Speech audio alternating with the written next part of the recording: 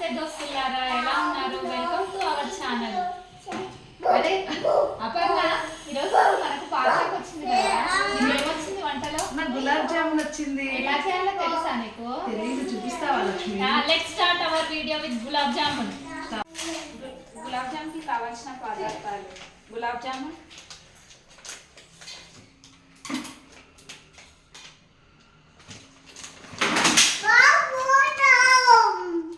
3 packets gulab jamun తీసుకుంటున్నా.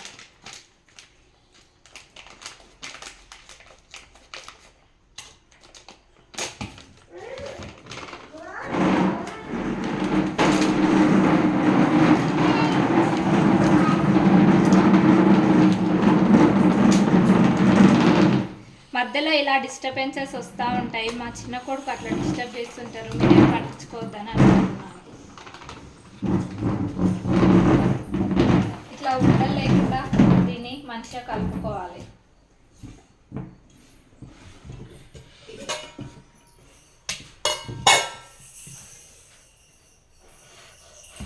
కొంచెం కొన్ని వామ్ మిల్క్ వేసుకొని ఫస్ట్ కలుపుతూ ఉండాలి.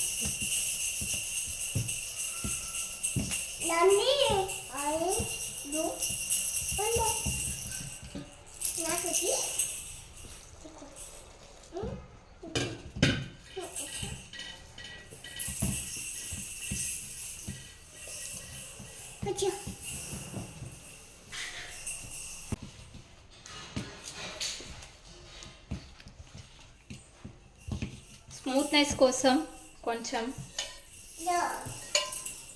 గీ వేసుకోవాలి. అప్పుడు గులాబ్ జాములు చాలా మృదువుగా వస్తాయి.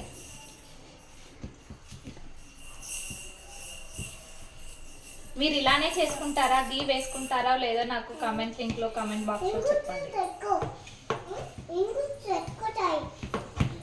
దీన్ని ఇలా ఒక ముద్దగా చేసుకొని ఒక హాఫ్ అన్ అవర్ నానబెట్టుకోవాలి. ముద్దగా చేసుకొని ఒక హాఫ్ అన్ అవర్ నానబెట్టుకోవాలి.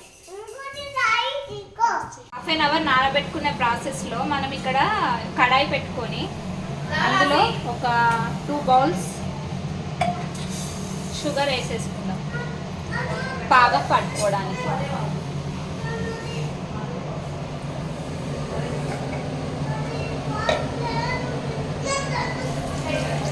ఆ పాకం నికాలుగా అయ్యే వరకు కొంచెం వాటర్ వేసేసుకుందాం.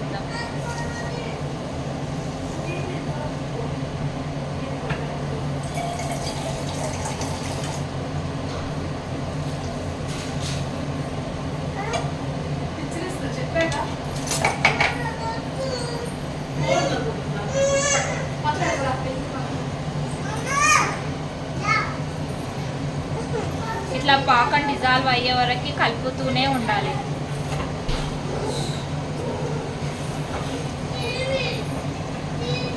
ఎంతమందికి మీలో గులాబ్ జామ్ అంటే ఇష్టమో చెప్పండి నాకు.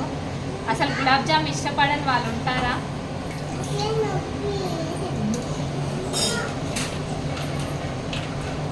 ఇలా మెల్లగా కలుపుతూ ఉండాలి.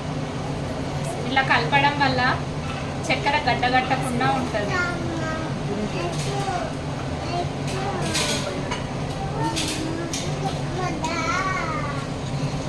ఇలా కలుపుతూ ఒక తీగ పాకం రాకుండా లైట్గా వచ్చే వరకు ఒక 10 to 15 మినిట్స్ కలుపుతూనే ఉండాలి. సిమ్లో పెట్టుకోవాలి ఎప్పుడైనా పొయ్యిని.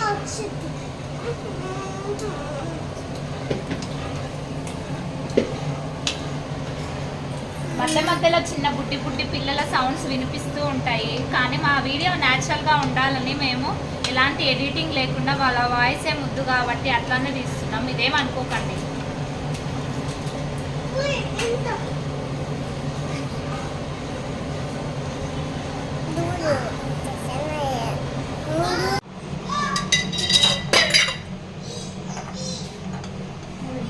ఆ 15 నిమిషాల తర్వాత పాకం ఇలా గట్టి పడుతుంది.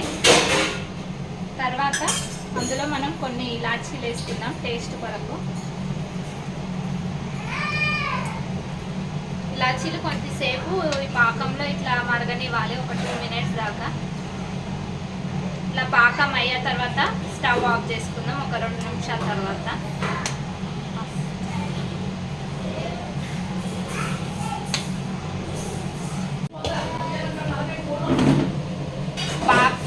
బాగా స్మూత్నెస్ రావాలంటే ఈ పిండిని మళ్ళీ ఒక ½ అవర్ తర్వాత ఇట్లా గట్టిగా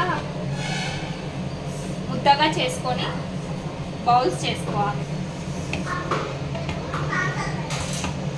ముద్దగా మెత్తగా వస్తాయి అప్పుడు స్మూత్గా.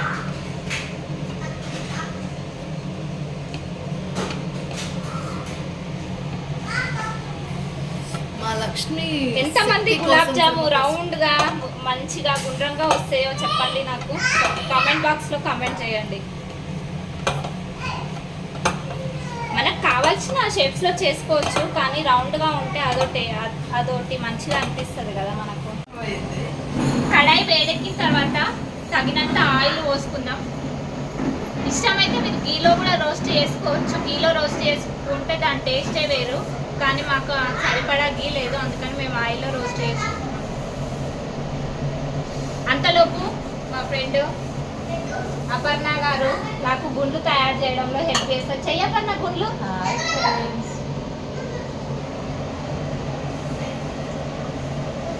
ఇంకో పక్క గుండ్లు చేద్దాం.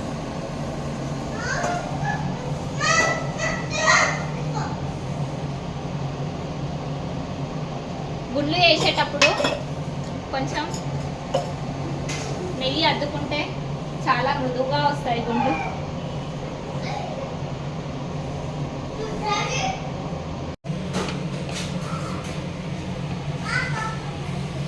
మా లక్ష్మి ఎంతమంది గులాబ్ జాము రౌండ్ గా మంచిగా గుండ్రంగా వస్తాయో చెప్పండి నాకు. కామెంట్ బాక్స్ లో కామెంట్ చేయండి. మనకు కావాల్సిన షేప్స్ లో చేసుకోవచ్చు, కానీ రౌండ్ గా ఉంటే అదొకటి మంచిగా అనిపిస్తుంది కదా మనకు. కడాయి వేడెక్కిన తర్వాత తగినంత ఆయిల్ పోసుకుందాం.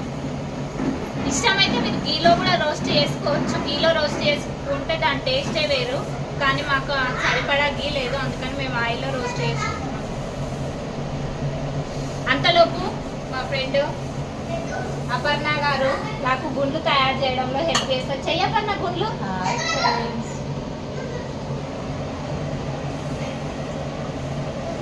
ఇంకో పక్క గుండ్లు చేద్దాం.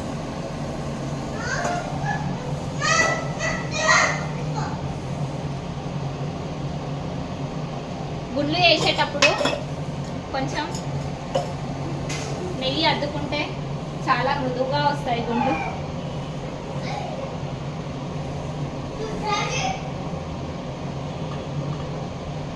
ఇలా నూనె కాగిన తర్వాత సిమ్లో పెట్టుకోవాలి. బాగా సిమ్లో పెట్టుకొని నిదానంగా ఎంచుతూ ఉండాలి. ఒకవేళ హైలో పెట్టినాం అనుకో లోపల అట్లనే పిండిగా మిగిలిపోయి ముద్దగా అవుతాయి. ఒక్కొక్కటిగా వేసుకుంటూ సిమ్లో కాల్చుకుంటూ ఉండాలి.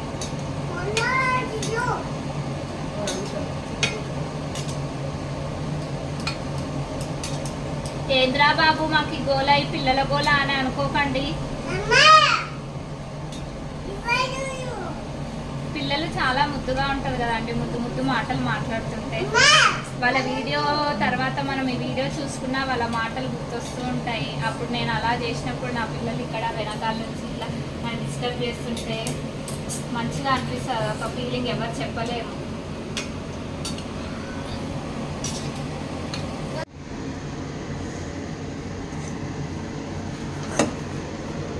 ఇలా వేయించుకున్న తర్వాత ఈ గులాబ్ జామున్లు పాకంలో వేసి ఒక గంట సేపు అట్లనే పెట్టాలి. తర్వాత గులాబ్ జామున్ ఆస్వాదించండి. తర్వాత గులాబ్ జామున్ గిన్నెలో వేసుకొని తినాలి.